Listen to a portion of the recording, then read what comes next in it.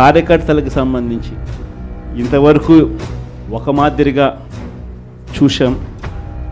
కార్యకర్తలను ఇక్కడ కాదు, కార్యకర్తను ఇంకా గొప్పగా చూసుకునే కార్యక్రమం కూడా జరగాల అని చెప్పి కూడా ఆలోచన.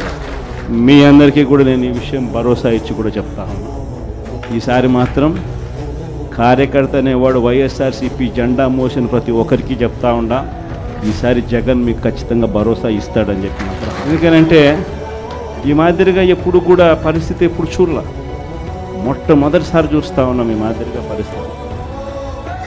వీళ్ళంతకు వీళ్ళే కొడతా ఉన్నారు, వీళ్ళంతకు వీళ్ళే దొంగ కేసులు పెడతా ఉన్నారు, వీళ్ళంతకు వీళ్ళే మ్యానుఫ్యాక్చర్ చేస్తూ ఉన్నారు కేసులు, వీళ్ళంతకు వీళ్ళే విట్నెస్లు మ్యానుఫ్యాక్చర్ చేస్తూ ఉన్నారు, వీళ్ళంతకు వీళ్ళే కేసులు పెడతా ఉన్నారు.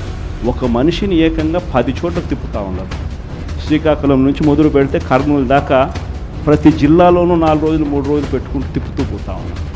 ఇది నిజంగా మారాల.